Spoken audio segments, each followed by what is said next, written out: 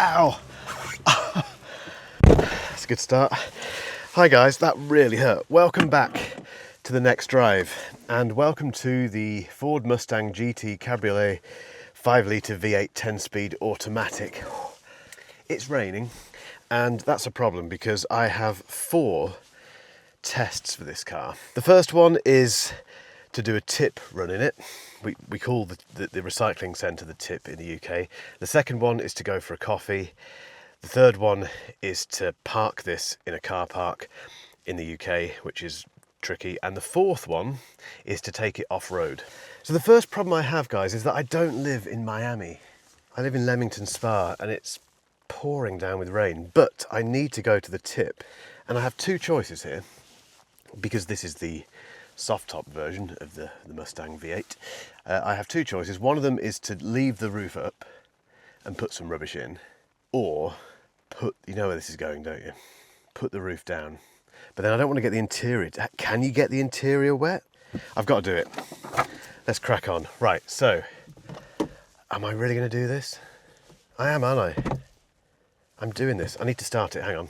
This is always delightful.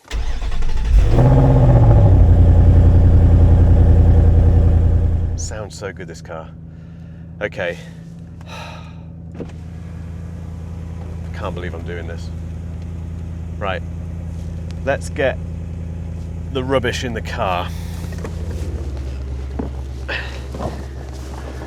Really raining quite a lot. Is that going to blow away? Possibly.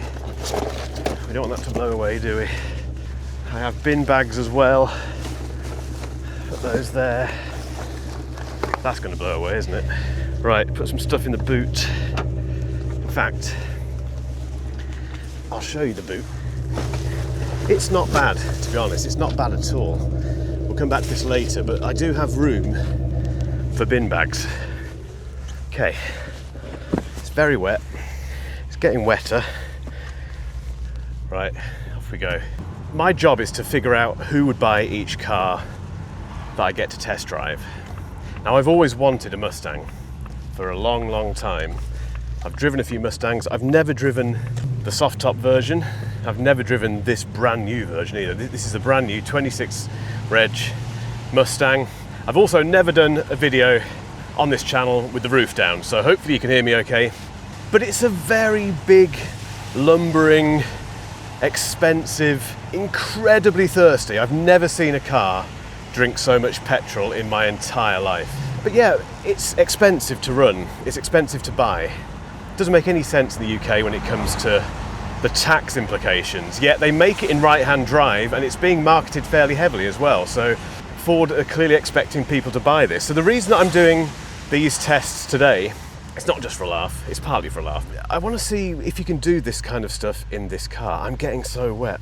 And the tip run is something you do regularly. If you're a dad, if you're a mum, whoever you are, if you've got kids and you've got a house and you do stuff to it, you end up with a lot of rubbish. And it was my son's birthday party at the weekend, hence the bin bags and the Spider-Man bike box behind me. So let's get to the recycling centre.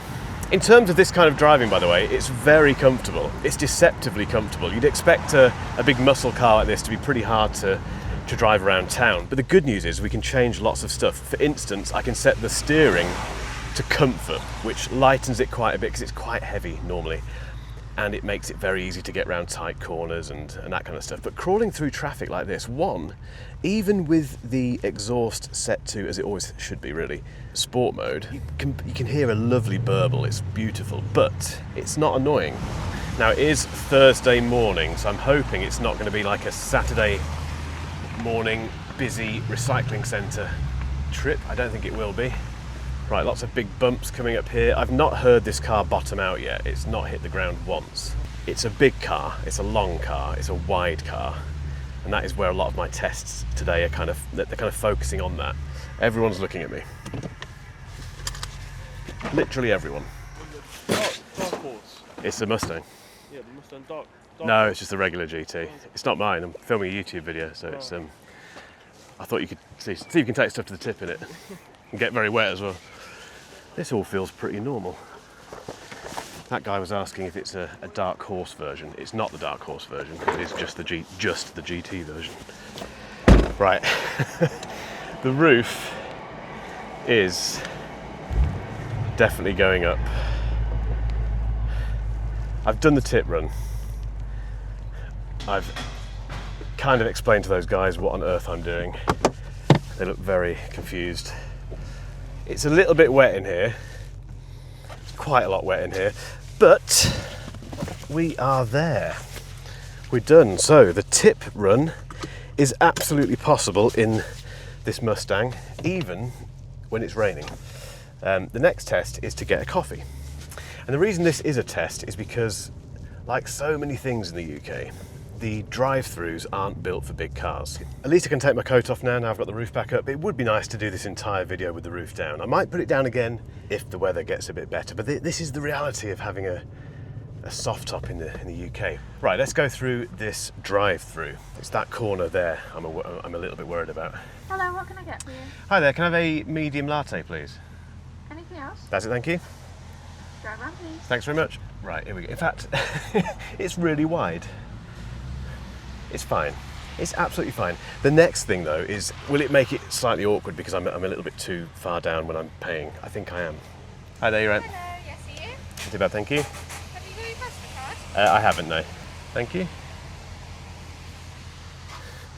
Not too awkward. I'm a bit low down though. They look like giants. So when she passes the coffee down, is that going to be embarrassing? There you are. Cheers, thank you. Have a nice Thanks day. very much, thank you. Yeah, she had to lean down quite a bit. That was painless. So, tip run, fine. Coffee run, fine. I do need to get some petrol now. Let's see how much it costs to fill this thing up pretty much from empty. Now let's remember that this has a 5-litre V8 engine, naturally aspirated, and because of that, it drinks fuel pretty heavily. So at the moment, it's doing about 21.5 mpg on average. Now that's been a mix of this kind of driving around town, and also I did a fair amount of motorway driving the other day as well. So a real mix of fairly normal stuff. It does say, however, on the spec sheet that the lowest you'll get is 13 mpg and the highest is about 27. So are you buying this car for fuel efficiency? Probably not.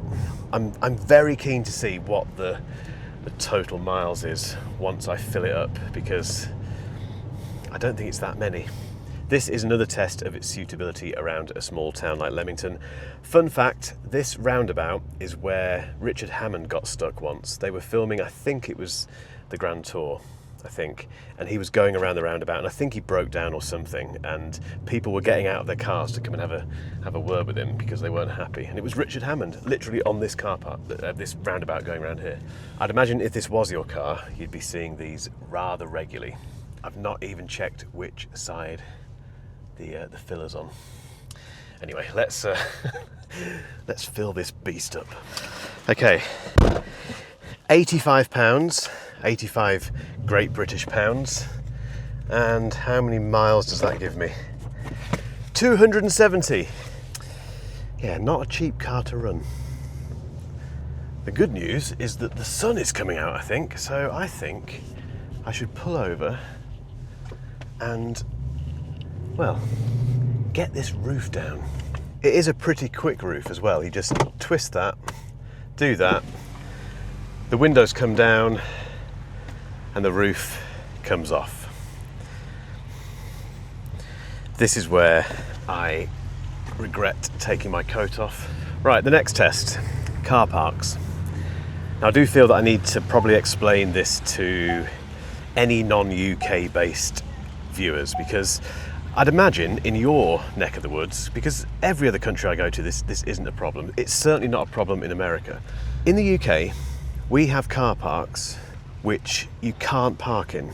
I've got a Range Rover Sport and it doesn't fit in the car park that I'm going to. This is a long car and a wide car, so I'm going to take it to, if you know Leamington, the Priors car park in Leamington, and just see how stressful it is to park. Please don't rain. There are blue skies over there. We might be okay. I don't know if you can hear this. In fact, we'll play some exhaust sound now for you so you can see what it actually sounds like.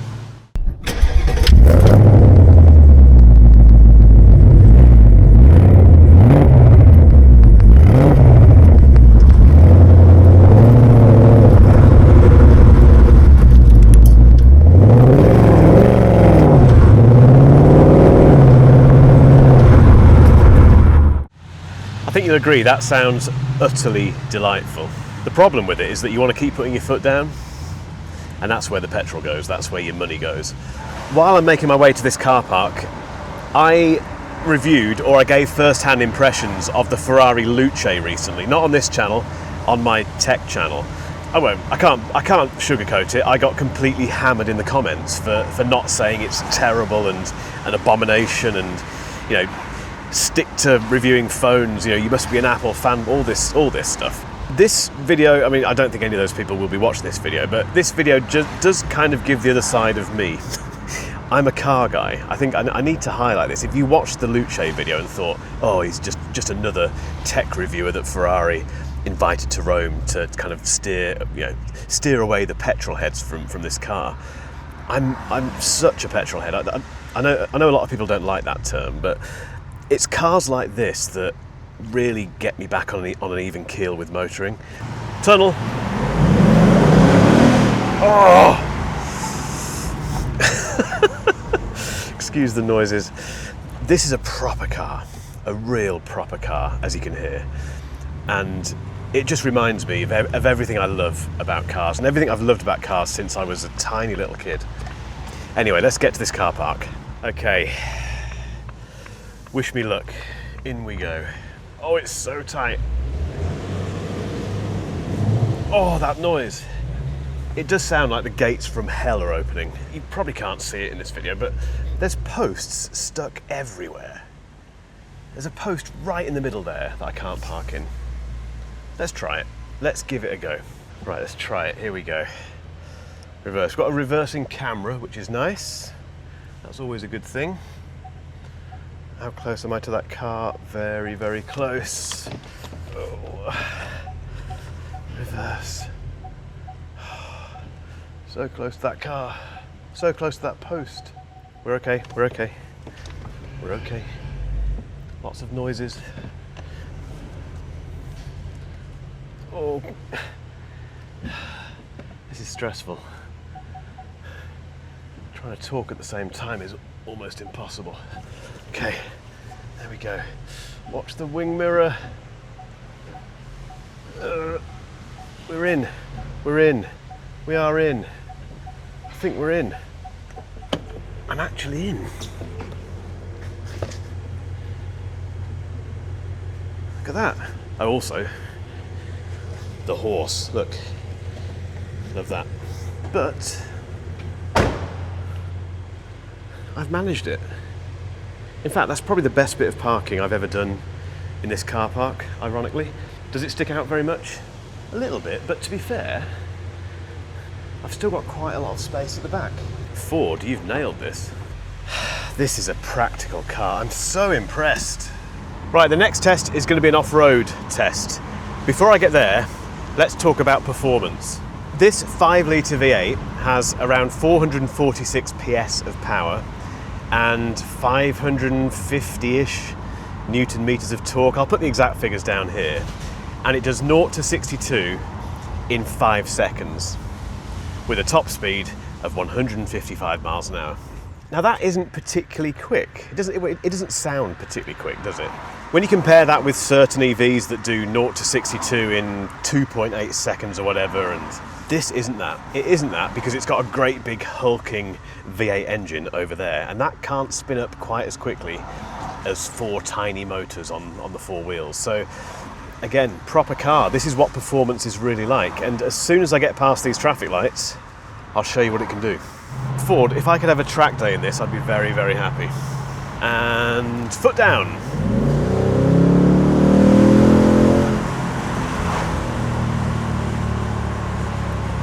Oh, there's so much grunt. You can pull away. Oh no, I'm stuck behind a massive. What on earth is that? I'm stuck behind a huge lorry thing. Hopefully I can overtake and show you what the overtaking's like. We do have paddles. I can flip it into manual mode, and it does blip the throttle as well. So if I change down from 5th to 4th, you probably can't hear it, but it gives the kind of, you know, kind of, sort of, you can't hear it. Right, here we go. Woo!